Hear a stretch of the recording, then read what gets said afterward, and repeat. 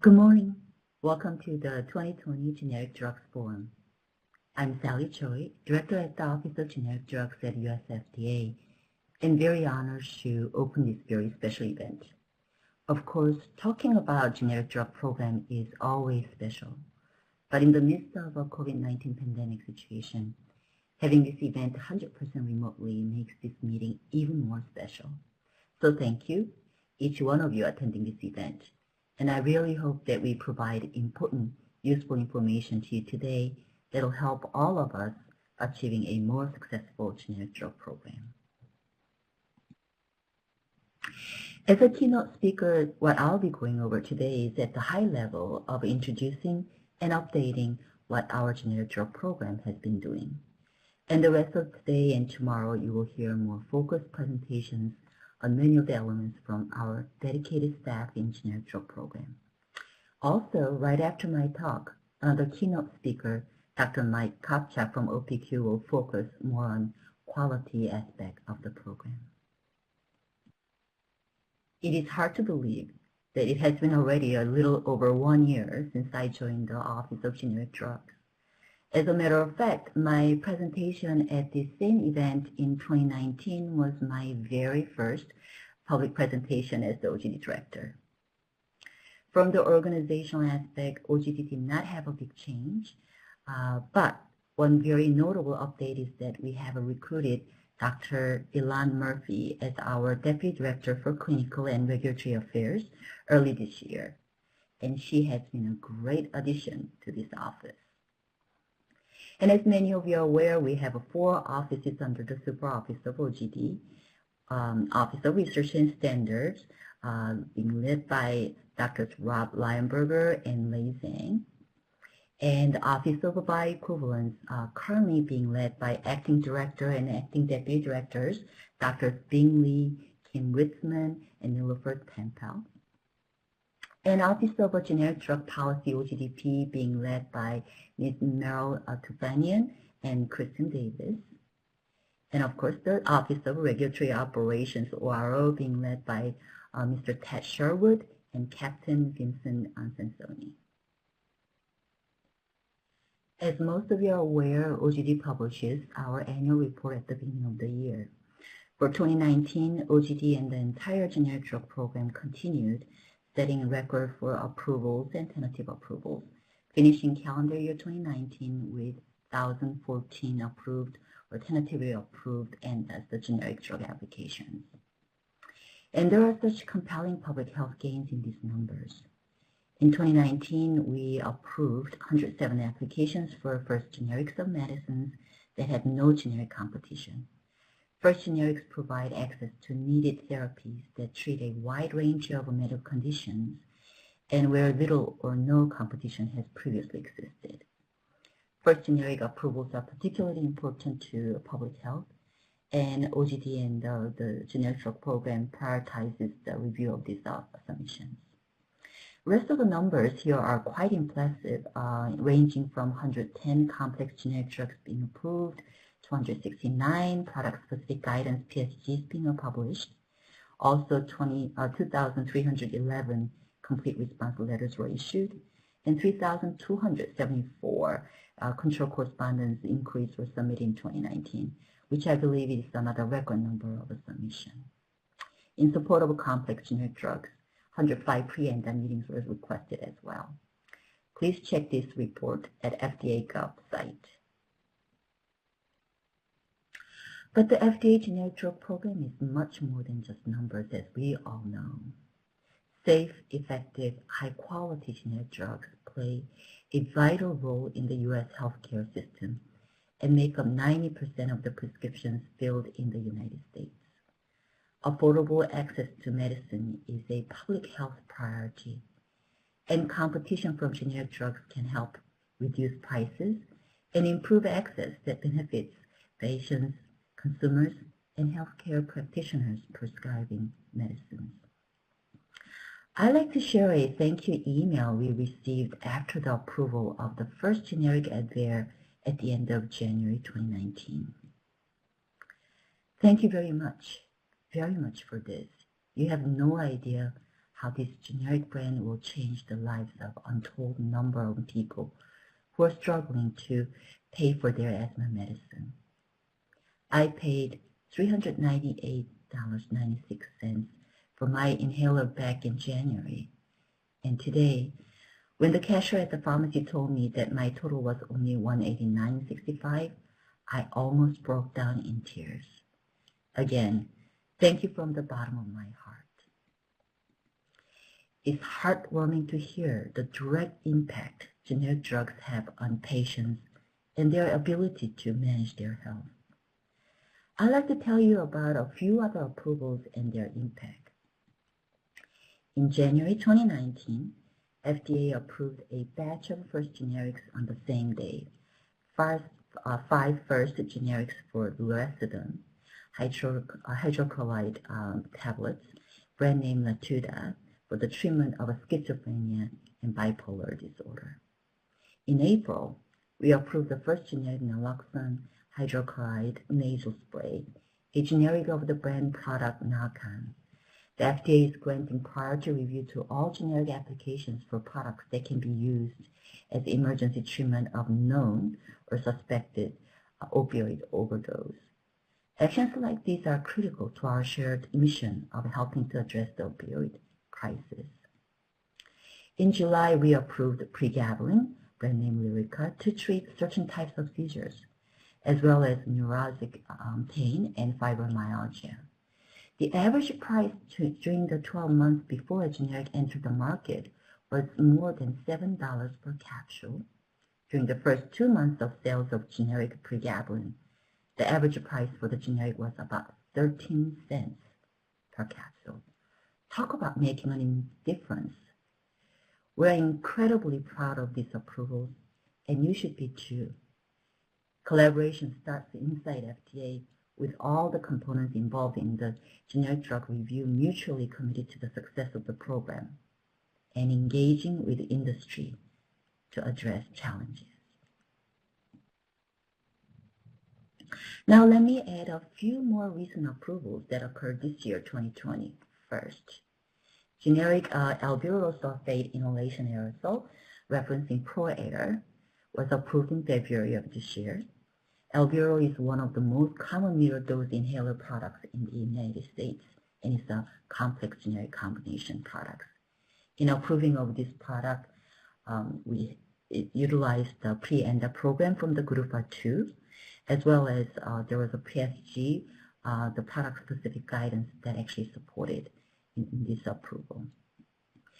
In addition to this particular product, the first generic Proventil, another albuterol inhaler, was approved in April 8th, just the last week as well. Another recent approval I like to mention is the first generic pyrimethamine tablets, referencing Daraprim, which was approved in February of this year. This is for the treatment of toxoplasmosis with use with the sulfonamide.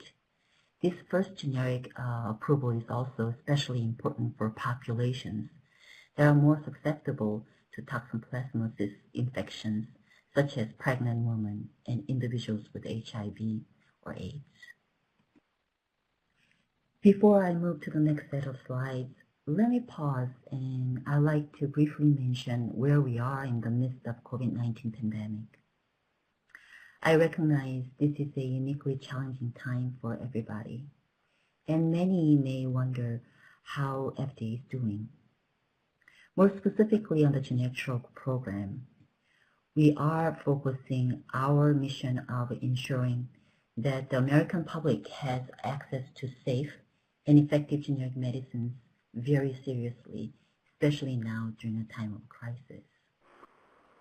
The COVID-19 pandemic has not delayed our ability to work on applications to date, and our staff is working at full capacity.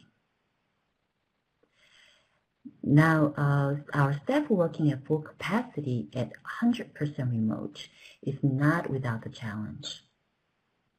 Our staff faces many different challenges just like you, such as caring for young kids or elderly parents at home as they are working. I'm incredibly proud of our staff who's working so hard in this challenging time.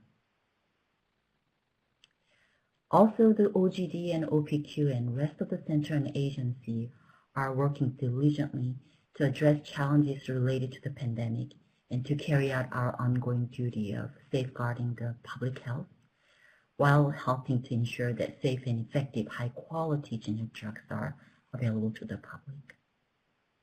In addition, FDA and the generic industry are doing incredible and valuable work to address the COVID-19 pandemic. It's just wonderful to see how both sides are willing to work together to overcome some of the obstacles that we have in this situation. And we are in close contact with companies and appreciate that they are taking their role as partners in the defense of public health seriously, many prioritizing their work around the COVID-19 response.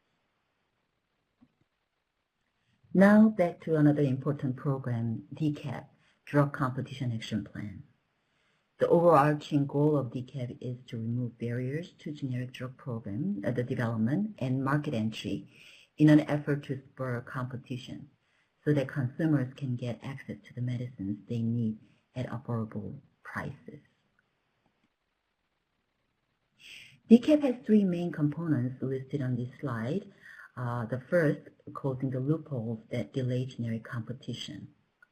Now, here are some useful or helpful websites. The list of patent of exclusivity drugs without an approved generics. This is updated actually twice a year to ensure continued transparency and encourage the development and submission of ANDAs in markets with limited competition.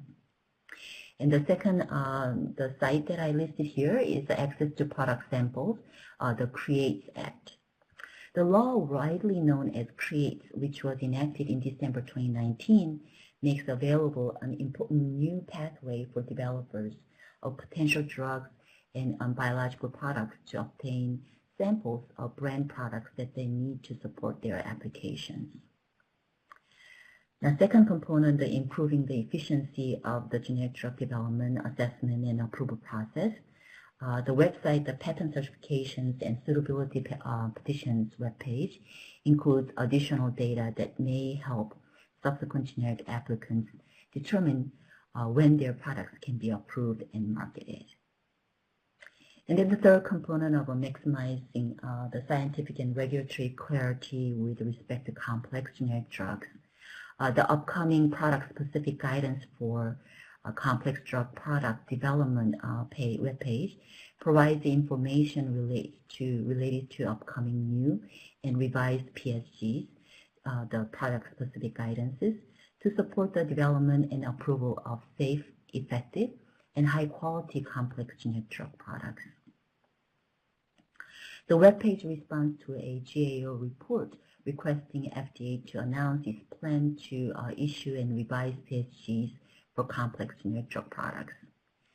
This advance notice seeks to help generic drug companies plan their development of complex generic drug products and support the development and approval of safe and effective complex generic drug products. More than half of the PSGs FDA issued in 2019 were for complex products. Also, OGD is working global harmonization on scientific and technical standards for generic drugs. Because there is a dedicated session on this topic tomorrow at 9:30, I won't go into too much detail on this. But outcome of these harmonization efforts would reduce the cost and time of product development and ultimately enhance the quality, approvability, and affordability of generic drug applications with international components of development, study, and manufacture. Along with the DCAP, of course, GDUFA program has been a backbone of enhancing access to generic drugs. Specifically for GDUFA 2 pre-ANDA program, the new review goals for priority ANDA submission and additional accountability and reporting are parts of the commitment that are helping to achieve the following: reducing the number of assessment cycles to approval, and increasing approvals of safe, high quality, and lower cost generic drugs. The GDUFA Regulatory Science Program has a huge public health impact. When FDA does the scientific work to identify the evidence needed to support approval in advance of the ANDA submissions, we provide ANDA applicants a clearer regulatory path to potential approval. FDA's GDUFA Regulatory Science Program also helps guide OGD recommendations and reflects our current scientific knowledge on how to ensure the development, assessment, and manufacture of high-quality generic drug products is based on modern scientific standards. GDUFA-funded research clears the path for new technologies and methodologies to help streamline complex generic drug development. OGD provides important scientific guidance and recommendations to give generic drug applicants better opportunities to efficiently develop generic drug products and to prepare more complete ANDAs. We develop these recommendations based on public health priorities, requests from industry, current and anticipated patient and industry needs, and on scientific research. And our recommendations are often described in product-specific guidances, PSGs. PSGs provide the agency's current thinking and expectations on how to develop generic drugs that are therapeutically equivalent to specific brand name reference-listed drugs. PSGs also help applicants submit ANDAs with fewer deficiencies, which can lead to more first-cycle approvals. PSGs are intended to help make industry's research and development decision more efficient and cost-effective by identifying the most appropriate methodology and evidence needed to support a specific generic drug's approval. As of December 31, 2019, FDA had published nearly 1,800 PSGs on FDA's website at product-specific guidance for generic drug development. Please check out the annual GDUFA Research and Science reports where the detailed achievements and advancement in the GDUFA research has made in 2019. Now, these are just some of the many web pages developed and enhanced in the past few years. Competitive generic therapy CGT approvals featuring a list of all approved ANDAs for drug products that received the CGT designation. And also FDA Drug Competition Action Plan, DCAP, featuring news and information about DCAP, FDA efforts and accomplishments under DCAP and related updates. This webpage has tons of additional incredible amount of information here. And of course, the upcoming PSGs for complex generic drug product development, which I mentioned earlier. Now, let's talk about some opportunities that we have for collaboration. First, during the development side, please take advantage of all the programs and tools that we provided, the pre-ANDA programs, the control correspondence, and also those guidances. And also in the guidance side, also the industry can engage in ideas for guidance development by submitting comments to the public dockets as well as participating in public workshops. Also during the assessment, mutual commitment to assessment process has shown clear value, and more clear communications from FDA and complete timely responses from applicants significantly enhance process. So obviously both parties have a lot of work to do, even more. And of course maximizing GDUFA 2 mechanisms, which is very critical. And also timely actions and responses from both sides, such as withdrawing ANDAs in industry that does not intend to pursue. Also proactively updating ANDAs to reflect RLD changes and or changes to patent and exclusivity information, as well as providing timely response to communications, for example, information requests and complete response letters. And of course, through this FDA public workshops, such as today's this event, and also upcoming ones, the May 4th FY20 Generic Drug Regulatory Science Initiatives Public Workshop, and future workshops of your participation, the active participation is going to be very important in collaborating areas. Especially right around the corner, our May 4th Generic Drug Regulatory Science Initiative public workshop will be all virtual, just like this event. Now, the Orange Book celebration here. You know, the Orange Book, actually, the first print publication occurred in October 1980. Therefore, this year's October 2020 makes it a 40th anniversary. We are preparing a lot of special events internally and externally, and you will have an opportunity to also participate in some of these events going forward. And I'm sure that as we go near October, that we'll have more announcements that will be available in celebrating this 40th anniversary for Orange Book. I hope you're ready for the next 2 full days where great presentations on various topics in generic drug program. We'd like to thank all of our partners in the generic drug program at FDA. And as you can see, there are so many offices and different centers at FDA who are working hard together to make this program a success. Of course, once again, generic drug program cannot be successful with only the FDA working hard.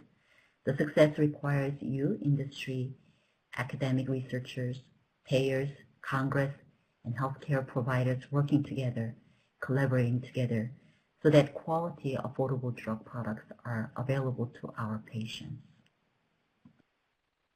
Thank you.